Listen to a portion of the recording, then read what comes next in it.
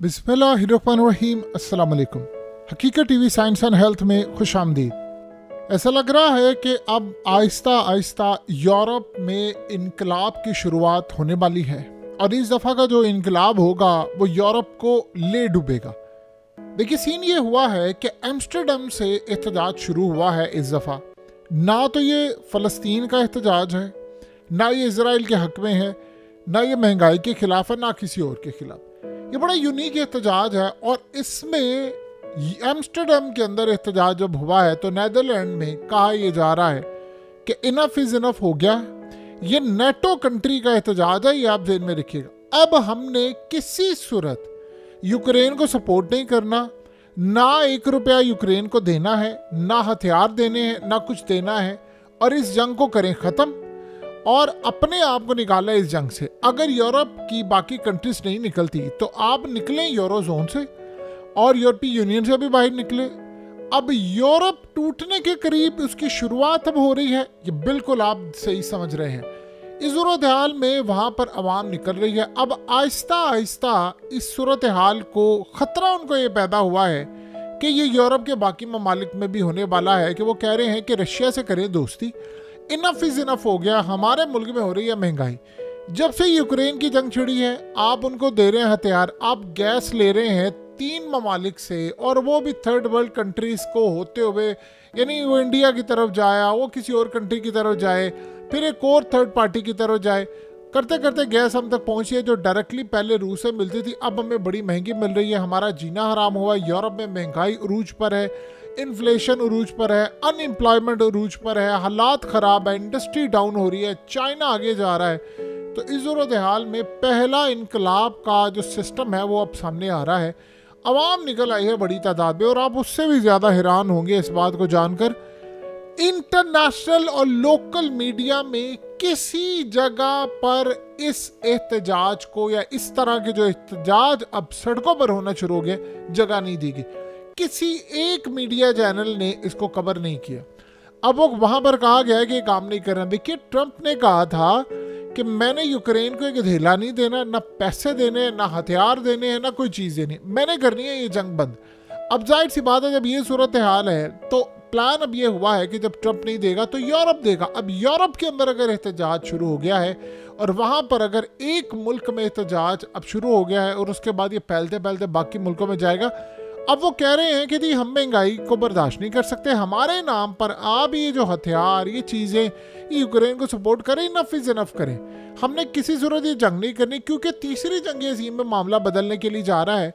तो आप यहाँ से निकले, हमें किसी सूरत इस एहतजाज को किसी सूरत भी अब नहीं रोकना। अब ये फैलता जाएगा और ये फैल फैल के लंदन से क्या पूरी दुनिया में जाएगा। हमने ये जंग नहीं करनी, अब बहुत हो गया। अब आप ये सोचो, उनको पता है कि ट्रंप आ रहा है, ट्रंप ने जंग बंद करनी है, और यूरोप ने कहना है कि ठीक है अमेरिका नहीं देगा, हम पैसे देंगे, तो हम तो ये काम नहीं करने वाले। इसका मतलब है कि जब ये देंगे तो बड़ी जंग होगी, तो बड़ी जंग होगी तो पुतिन ने तो अपने मिसाइल जो है वो ऑलरेडी डिप्लॉय कर दिए हैं, बेलारूस में कर दिए हैं, उसके अपने मुल्क में है कि जो भी हमला करेगा या ऐसे हालात होंगे तो मैं यूरोप को तबाह कर दूंगा। अवाम वहाँ पर अब निकल आई है सड़कों पर। ये पहला मरहला है कि यूरोप में अब तबाही होने वाली है बड़ी सख्त। देखिए, आपको पता है कि इतने ज़्यादा इलीगल लोग यूरोप में आ रहे हैं, पूरी दुनिया से आ रहे हैं। वहाँ पर आप कभी ज़िंदगी में किसी यूरोपियन कंट्री चले जाएं, ख़ास तौर पर आप फ्रांस में जाएं, आप पेरिस में जाएं, एफिल टावर के करीब जाएं, आपको लगेगा कि आप इंतहाई को थर्ड वर्ल्ड कंट्री में आ गए हैं। ना सिक्योरिटी है वहाँ पर, यानी टूरिस्ट अगर वहाँ पर जाए तो उनको लूट लिया जाता है। औरत वहाँ पर बाहर नहीं निकल सकती अकेली, हालत उनके वहाँ पर बुरी है। घरों में जा जाकर चोरियाँ हो रही है, और आप पुलिस को एक्शन का कहते हो तो पुलिस आगे से कहती है कि ठीक है आप इंश्योरेंस क्लेम कर लें अगर किसी का मोबाइल चला गया, कुछ चला गया, फलाना चला गया। यानी ये सूरत हाल वहाँ पर हो गई है, और वहाँ के हालात ही हो गए हैं कि यूरोप इस वक्त मुकम्मल तौर पर सिक्योरिटी नाम की वहाँ पर चीज़ नहीं है। किसी सूरत आपको सिक्योरिटी नज़र नहीं आती। इतने इलीगल इमिग्रेंट और दुनिया भर से 2 नंबर लोग आए हैं और उन्होंने आकर यहाँ पर मुकम्मल तौर पर तबाही मचाई है। अब जो अगला मरहला शुरू होने वाला है वो यूरोप के अंदर, देखिए फ्रांस के सदर जो रिसेंटली मैक्रन के खिलाफ सब कुछ हुआ, मैक्रन जब ओहदे पर रहे तो उन्होंने ये बात बड़ी क्लियरली कही है। उन्होंने ये बात कही है कि भाई इस सारी सूरत हाल में मुझे यूरोप टूटता हुआ नज़र आ रहा है और ये यूरोप अंदर से टूटेगा। यानी ये बात उस बंदे ने बड़ी क्लियर कही सी है, तो वो यानी बुरा इंसान था, लेकिन उसने बड़ी बात ये बड़ी क्लियर कही थी कि यूरोप मुझे अंदर से टूटता हुआ नजर आ रहा है, ज़्यादा देर नहीं है कि हम ये साथ रहेंगे। ये वजह उसने क्या कही थी, यही वो वजह थी। अब यूरोप की कंट्रीज के अंदर कई जगहों पर लोग सड़कों पर निकले हैं। अब आप इमेजिन करें कि लोगों को नहीं पता कि मीडिया इसको कवर नहीं करता। मीडिया ज़रा सा एहतजाज हो रूस के खिलाफ तो उसको कवर करेगा, लेकिन यूक्रेन के खिलाफ एहतजाज जो नहीं कवर करेगा। यहाँ से आप एजेंडा देख सकते हैं कि इंटरनेशनल सतह का क्या है। अब उन्होंने फैसला कर लिया है कि आने वाले वक्त में अगर ये मामला, देखिए सबसे बड़ा इनको खतरा है कि अब ये मामला अगर बढ़ता बढ़ता जाएगा तो अवाम क्या हर शहर में ये काम होगा, लोग सड़कों पर होंगे। इजराइल के खिलाफ आपको पता इतना यूरोप के अंदर एहतजाज हुआ, इतना एहतजाज हुआ कि वो अपनी गवर्नमेंट से इतना तंग है, सारे इतना तंग है कि हम क्यों इजराइल की मदद कर रहे हैं, हम क्यों उनको सपोर्ट कर रहे हैं। वो बच्चों को मारा है, वो लोगों को मारा है, और कोई हमारी गवर्नमेंट उसके खिलाफ एक्शन लेने को तैयार नहीं। 57 इस्लामिक कंट्रीज तो है नहीं, यूरोप भी नहीं है। तो इस सूरत हाल में लोगों में गुस्सा ऑलरेडी है, उनको ये बात समझ आ गई। देखिए सोशल मीडिया का दौर है, लोग अब पागल नहीं हैं, लोगों को अंदाजा है कि भाई हो क्या रहा है, किस लेवल पर जा रहे हैं।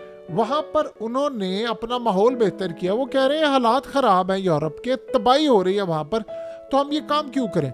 तो अगले मरहले में जो अब होने वाला है, ये इनकलाब की है शुरुआत।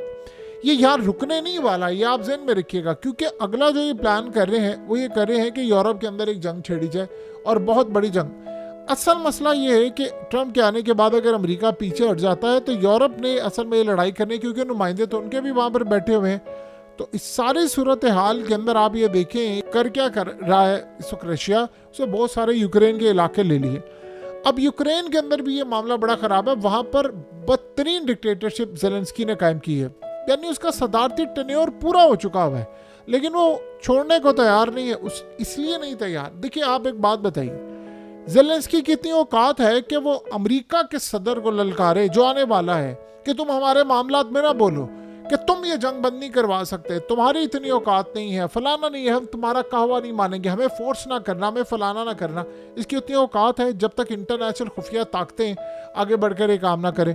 तो कुल मिलाकर अगर हम इस सारी सूरत हाल का जायज़ा लेंगे तो आपको मुकम्मल तौर पर इदराक हो जाएगा कि हालात किस तरफ जा रहे हैं। देखिए इसराइल इस वक्त मुकम्मल तौर पर दुनिया में जंग छेड़ना चाह रहा है, और सबको नज़र आ रहा है कि रूस का जो हमला होगा वो यूरोप के ऊपर होगा। अब मिसाल के तौर पर फ्रांस कह रहा है भाई मैंने अपनी फ़ौजें भेजनी है, बरतानिया कह रहा है, अब नेदरलैंड में भी ये बात शुरू हो गई कि हमें अपनी फ़ौजें भेजनी चाहिए फलाना। अब आधा यूरोप कह रहा है कि हमने इस जंग से बाहर निकलना है, आधा यूरोप कह रहा है कि नहीं ठीक है। अवाम किसी सूरत जंग नहीं चाह रही, हुक्मरानों की बात हो रही।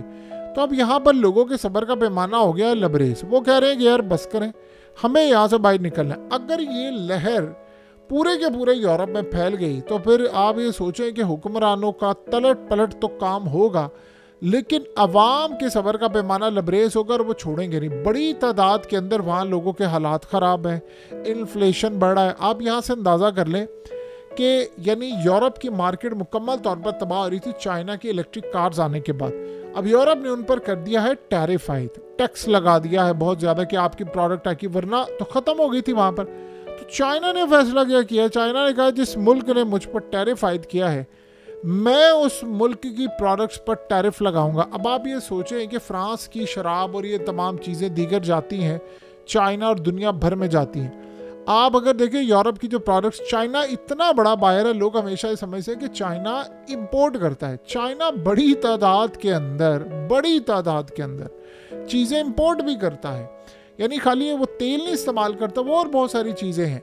यानी आप यहाँ से अंदाज़ा कर लें जो चीज़ यूरोप में कई ऐसी चीज़ें बनती हैं जो चाइना में नहीं बन पाती। अब उस सूरत हाल में वो यहाँ से लेते हैं और वो कह रहे हैं अगर ऐसा मामला होगा तो हम फिर यहाँ पर आपकी प्रोडक्ट्स लेना बंद कर देंगे, तो आपको नुकसान होगा। तो यूरोप तो ऑलरेडी यानी आप समझ रहे हैं कि उनकी माशी कब्र खुदी हुई है। तो अगर ये जंग इसको कंटिन्यू रहती है, गैस महंगी होती है, बिजली वहाँ पर महंगी हो रही है, वहाँ महंगाई का उरूज है, वहाँ तूफान आया हुआ है इस वक्त, और सिर्फ एक जंग की वजह से देखिए लोगों का सब्र का पैमाना लबरेज हो रहा है। इंतज़ार वो सिर्फ कर रहे हैं 20 जनवरी का। 20 जनवरी के बाद आपको यूरोप के अंदर इनकलाब की बड़ी लहर अब सुनाई देगी। ये मामला ज़्यादा देर तक नहीं रहने वाला, क्योंकि यहाँ पर आप देखें कि इन्होंने अगर प्लान ये किया है कि हमने रूस पर हमले करने हैं, तो अगले ने मिसाइल डिप्लॉय किए हैं। अगर उसने ओरेशनिक मिसाइल मारना शुरू कर दिया और वॉर हेड्स लगा दिए तो कई यूरोप के शहर तबाह हो जाएंगे। क्या आप फ्रांस को बचा पाएंगे? क्या आप पेरिस को बचा पाएंगे? क्या आप एम्स्टर्डम को बचा पाएंगे? आप क्या इटली को बचा पाएंगे? आप नहीं बचा पाएंगे। ऑलरेडी आप देखिए ग्रीस की हालत क्या है, इटली की हालत क्या है, यानी वहाँ के हालात ऑलरेडी ख़राब हैं, तो आप इस सारे मामले पर कैसे बचाएंगे? सो अब ये आप समझ लें कि एक इनकलाब की जो शुरुआत है वो यूरोप में अब होने वाली है, और अब लोग खड़े हो गए हैं कि बस यूक्रेन की जंग बंद करें, तमाशा ख़त्म करें, वरना उसके बाद फिर हुक्मरानों का गिरबान होगा और इनके हाथ होंगे। हकीकत टीवी साइंस एंड हेल्थ की इस वीडियो के नीचे कमेंट ज़रूर कीजिए, अपनी राय का इजहार ज़रूर करें, और इस वीडियो को हर जगह शेयर करते हुए चैनल को सब्सक्राइब ज़रूर करें।